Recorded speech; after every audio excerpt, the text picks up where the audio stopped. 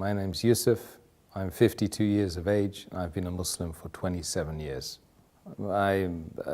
Ethnically, I'm from an Irish stock with a bit of English in there as well. Father was Catholic, my mother was Catholic, although only nominally Catholic. They didn't really take it that seriously. We didn't have any religious upbringing at all, no education in terms of religion, and we lived our lives as we saw fit, as our desires took us, we went. My mother and father used to give me some indications of what is right and what is wrong, but very, very little in the way of religious instruction, so we were free. Basically, I left school at the age of 15. I ran away from home at the age of 15. My father had already left home when I was 4, and the last thing I said to my father was, "Dad, you better leave because my mum doesn't like you anymore." You know, so that was the last time I saw him as a child until I was 24. I went to seek him out after that. That was part of the journey for me to find myself, because once I'd left home, I started traveling a lot. I started broadening my horizons, meeting people. I'd always ask lots of very difficult questions, and usually people would, come back to me saying, "Why do you ask so many questions? You're so annoying. Get out of here," you know.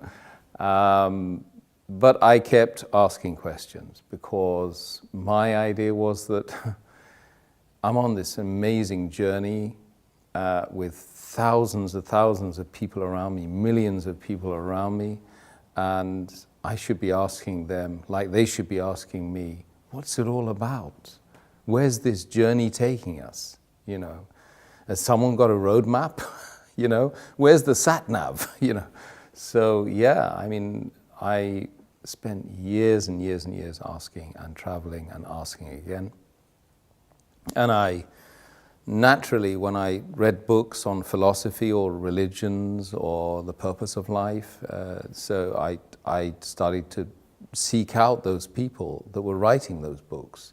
So I met the Christians, I met the Jews, I met the Buddhists, I met the Hindus, I met everyone apart from Muslims, by the way, because I didn't even know what Muslim was or Islam was at all at that time. I asked the Christian at least once or twice, and they said they didn't know who God was. I met some Hindu worshippers, and they weren't able to answer the simple questions about what the purpose of life was in a very, very simple, easy, understandable, digestible way. So I left them. I met the Buddhists, and I started doing Buddhist meditation for at least 3 months. I was doing, and it made me feel good, you know. So I didn't leave off the Buddhist meditation, but I asked the question. I popped the question one day, and I said to one of the guys who happened to be he happened to be white, Buddhist as well. I asked him, "What's the purpose of life?" So he was stirring his herbal tea at the time, and he got round 15 rounds of stirring, and they tried to answer the question. He said, "To contemplate the supreme nothingness." So I said, "I'm confused." Confused.com. And he's tried to justify why he had evidently mentioned a contradiction in terms. By any stretch of the imagination, it's difficult to imagine something that's supreme and yet absolutely nothing. So he tried to give me the Golden Sutras, and I started reading that, and I couldn't understand it. I didn't think I was a shallow individual who couldn't understand things, because I'd been reading a lot.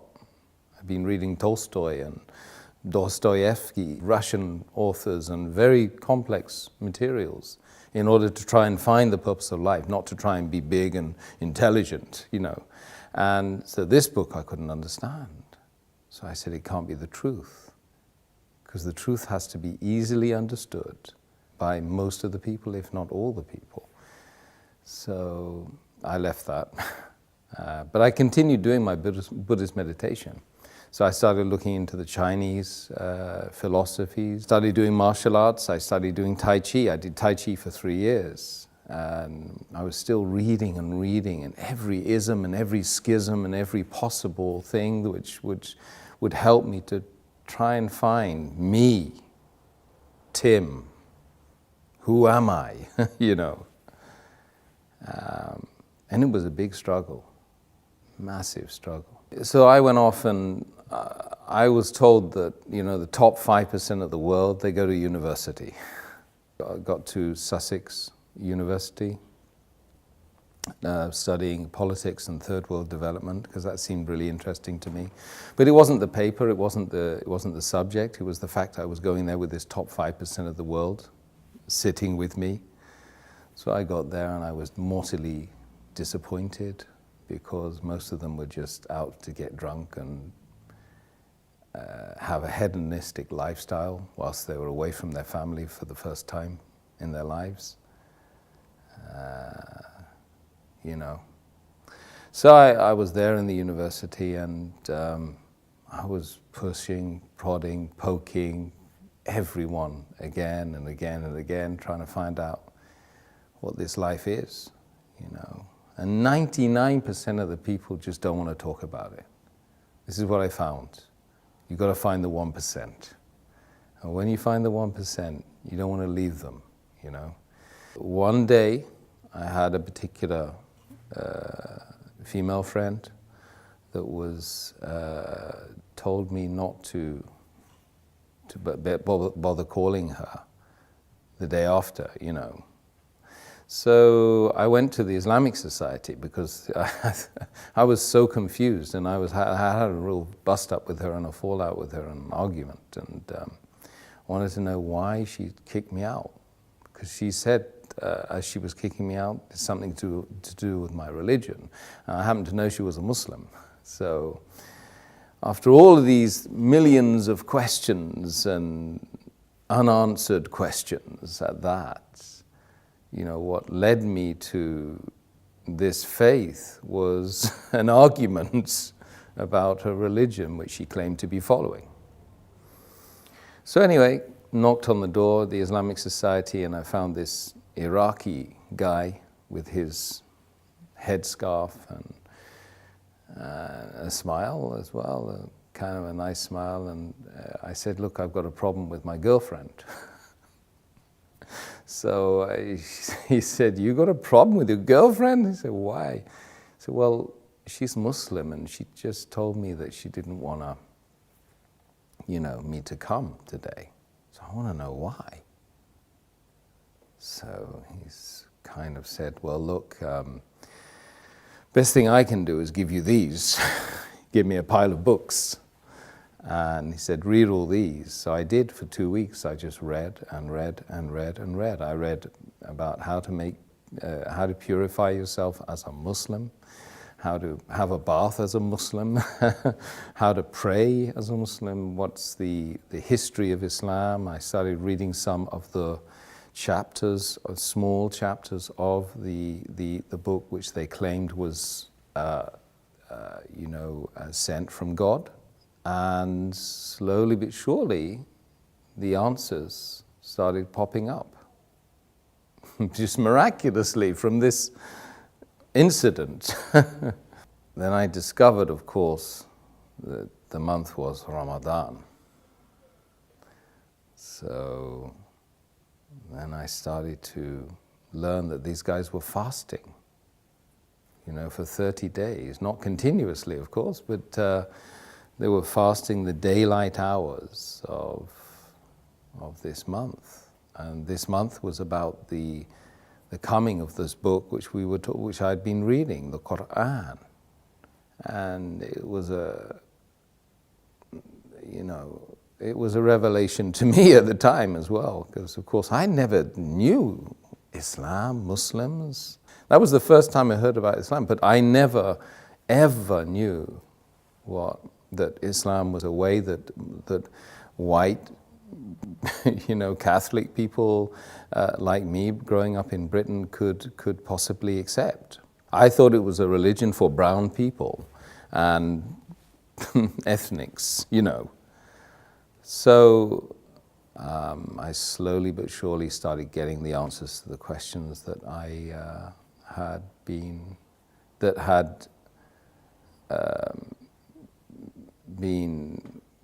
dominant in my life, for that 10 years. And I couldn't sleep. Days and nights would go by where I couldn't sleep. There were moments when, I just think, what's the point of this life without knowing, without having any certainty about a direction, about a purpose? What's the point? I mean, would anyone go on a journey without knowing the destination, the purpose? Absolutely not.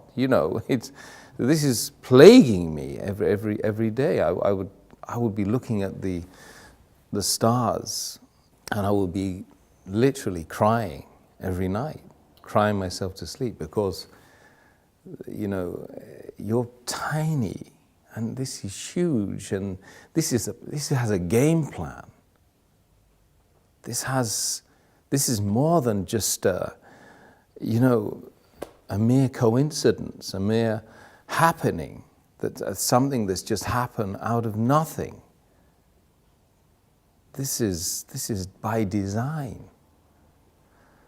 And you have to find the purpose. So you come across this book which answers all of the questions. You don't like what you read. Some of it you don't like. But it's kind of good for you, right? You realize it's good for you. And it was probably the third week of Ramadan then. I was reading that, and I was watching these guys. They were fasting and they were praying in that place 5 times a day in that center. And I would join them and I would be doing the prayers with them, but I couldn't really know what was going on, but it felt right. And one day I woke up and I said, look, I'm going to fast today, because the fasting is the thing that really seemed to be very attractive, and it was a challenge for me, and I thought it might help me on the journey. So I prayed. I started fasting that day, and it was like somebody had removed the blindfold. They'd unlocked the door. They'd removed the earmuffs, and I was able to think clearly. And just that moment, on that day, on that time, was the moment when I found Islam. Because, when you're fasting sincerely to find the one that created everyone here and everyone out there and everyone that's going to be created later on, after we go and we leave this planet and leave this journey, is the ultimate sacrifice, when you give off your food and give away the luxuries that you have and the water, and you do it sincerely, seeking the face of the one that created you, is the moment when you found yourself, So that was that day. That was the day, and I hadn't taken what was called the Shahada, or the declaration of faith, because I thought, well, God knows me better, so why would I bother, Anyway, I went on right until the end of Ramadan, and one night I was just super aware of myself, of being like needing to get rid of the past and start something new. It just felt like that. So the whole night I was just like, I was making this ritual ablution, watching, because I was reading it all the time in the books I had with me, and trying to get rid of something that was in the past. And then in the morning, very early in the morning, I just walked. I went up and I started looking for a mosque. I went into a mosque. I got to the top of the stairs and the guy grabbed hold of me and said, "Look, what's going on? What are you here for? Can we help you?" I said, "Yeah, I've just come to embrace Islam." He said, "Well, we don't know you. I mean, we've never seen you. What do you know about Islam?" I said, "I've been reading about Islam for the last 2-3 weeks, in fact, and I've been fasting as well." So they were quite surprised, and they said, "Well, have you washed?" I said, "I've been washing the whole night, man." I made the declaration of faith, and then I kind of got hugged by 300 men, and I'd never been hugged by a guy before. Not even my father, I don't think. I remember feeling that it really was a very amazing moment, and it was unlikely that I would feel that way again. That feeling of elation, the feeling of actually I felt very relieved, because imagine spending 10 years searching and searching for something which you don't even know what that is. It's not like you go on, you search for something, right, which you know, and you pretty much know where you drop that thing. So you've got a very small area that you can check, from home to work, back to school. Yeah, I can retrace the journey. But with something like the purpose of human existence, in a sea of 8 billion people, with millions and millions of potential miles you need to travel, and that took me 10 years. I was 25 or 26 at the time I embraced Islam, and so the feeling was amazing. It was something which is groundbreaking. And then, of course, ever since, we've got all the challenges of being a person who does claim to believe in God. So I didn't really have any concerns about, taking that plunge and becoming a Muslim, because I was doing it sincerely to try, and if I didn't do it, what was I going to do instead? I would, I was destined to fail, to literally become an alcoholic, or to be a person that would just live their life as a hermit. Literally, that's the way I was thinking at the time before I embraced Islam. So I didn't really have any hang-ups about accepting something that was going to really, truly speaking, help me here. It doesn't matter, the external didn't matter to me. At that point, I would do anything to find the truth. And there's a lot of people out there like that in this world. I've met lots of them. And they genuinely good people. They have that feeling in their heart. They really want to spit it out. But really, there's nothing to be fearful of. Rather, that you should be fearful of the fact that you're not being sincere to yourself, true to yourself. That creates mental conditions. There's a lot of people that have psychosis and mental issues because they're not true to themselves. What their heart and their soul is telling them, they're not doing that. And this is, we call it hypocrisy. We mustn't be hypocrites. A community of Muslims practicing the faith of Islam is a family that most people don't have. And I gained that family. It's 1.6 or 1.7 billion people worldwide. I go and visit them. I can just say, peace be unto you, in a gathering of people in a room, and I've got potentially 1,000 invites right in front of my face, if I go and pray in a mosque in wherever it is, Abu Dhabi or Kuwait or America or France. So that's the community that I never had. And I yearned that community. I remember when I married my wife, I said, I need to marry into a family. I need a family. Because we increasingly in the world, not just in the Western Hemisphere, we're lonely. You know, 40% or more of the population of London lives on their own. That's shocking. People don't even know their neighbors. This is just London. London, #1 capital of the world, right? That everybody loves to be part of. But people are not part of each other, you know, they're distant from each other. So I believe that the greatest thing that the faith of Islam gave me, apart from the massive direction and being able to have secure in the fact that there is a purpose. I don't need to go out to the pubs and get drunk anymore. If I want to get drunk, I just pray.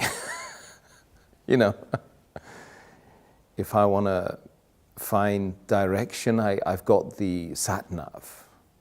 I've got the map. If I want to know anything about the faith, I rest assured I can go to someone who knows about the faith and they will give me direction as well. And I have that massive, beautiful, unending family. And if you find the right members of that family, then you feel great. Let's just be brutally frank. We need to know who we are, where we're going, who created us. We ask ourselves these questions on a daily basis. Even if we don't vocalize it, we certainly think it.